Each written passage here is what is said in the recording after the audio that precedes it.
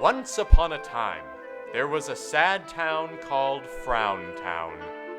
People in the town were so sad that they cried every day.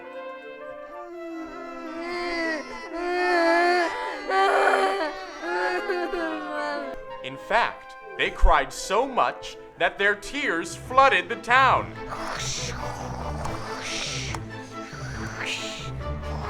The king became so worried about his town that he called a group of clowns to come cheer up the town.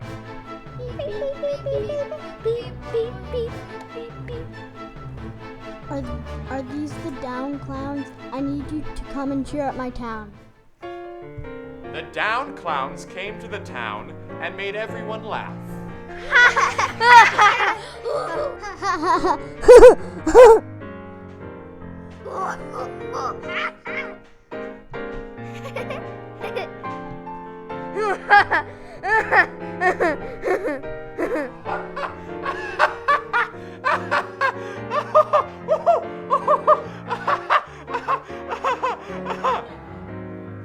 All the tears were washed away.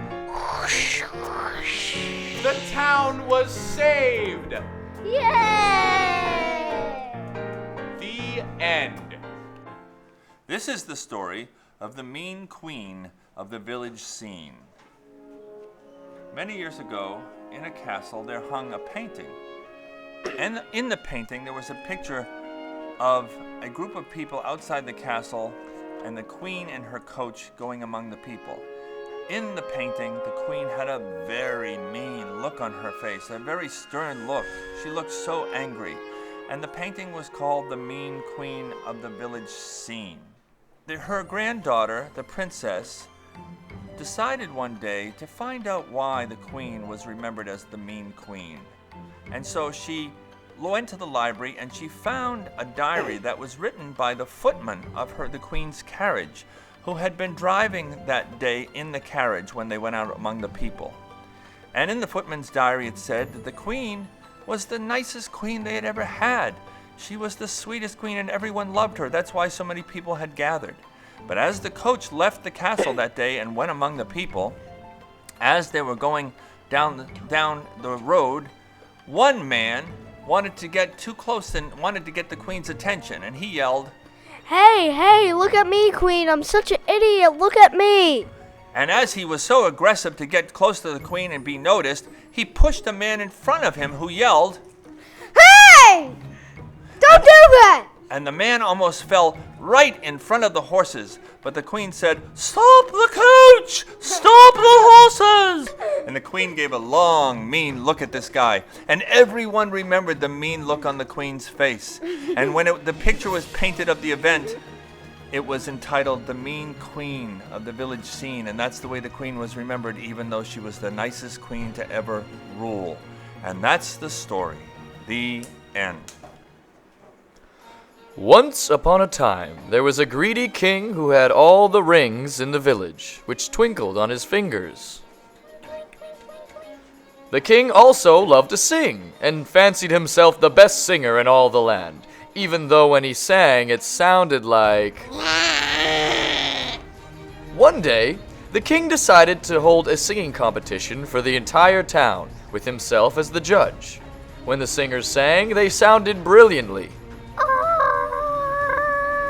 But regardless of the talents on stage, the king would criticize the singers relentlessly. You're bad.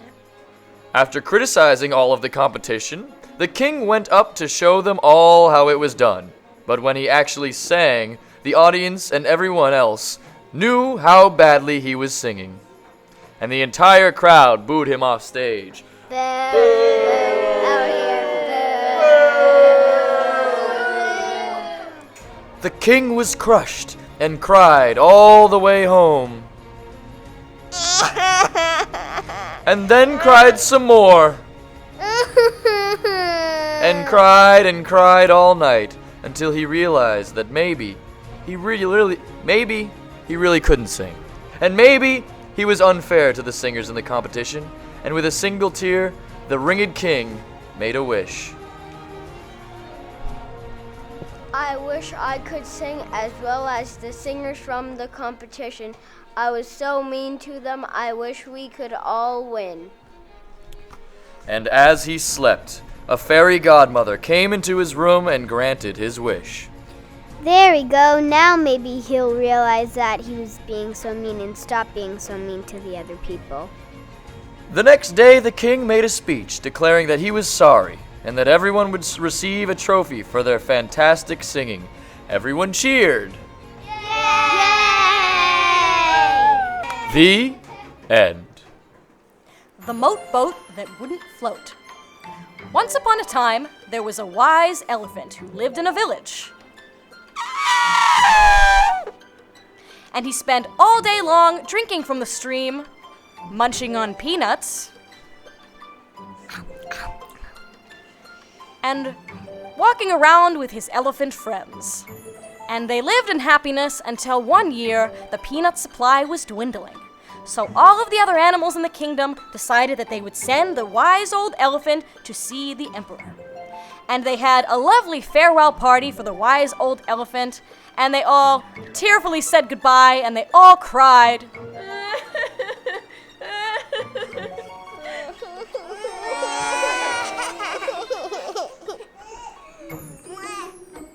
And one elephant bestowed upon the wise elephant to take with him on his journey the last peanut in the village.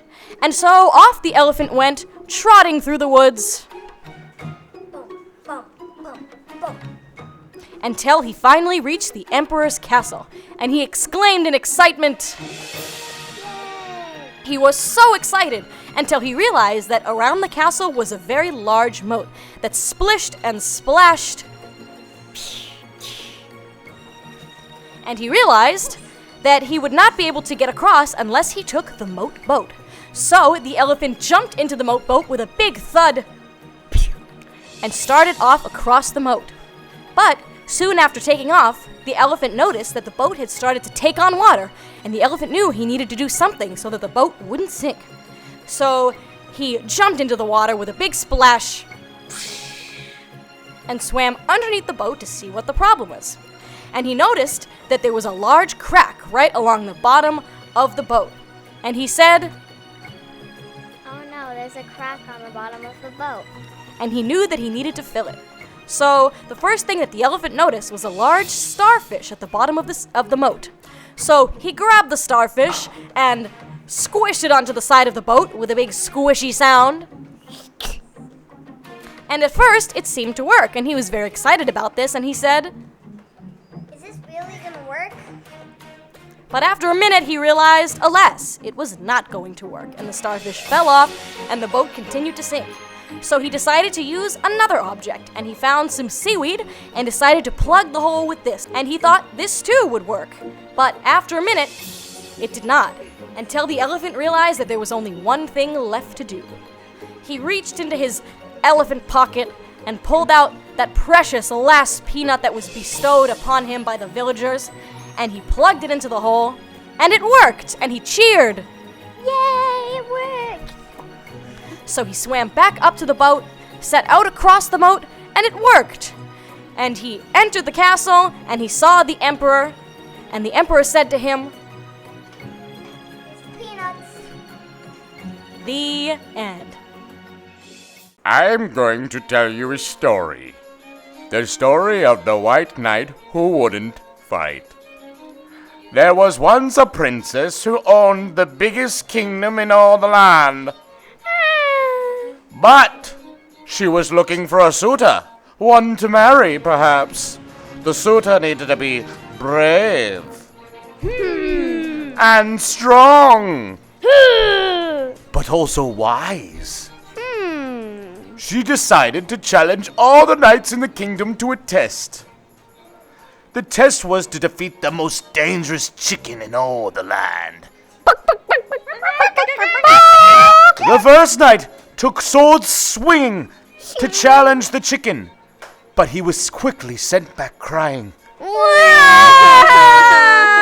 The second knight took axes swinging, but the chicken sent him back crying even more.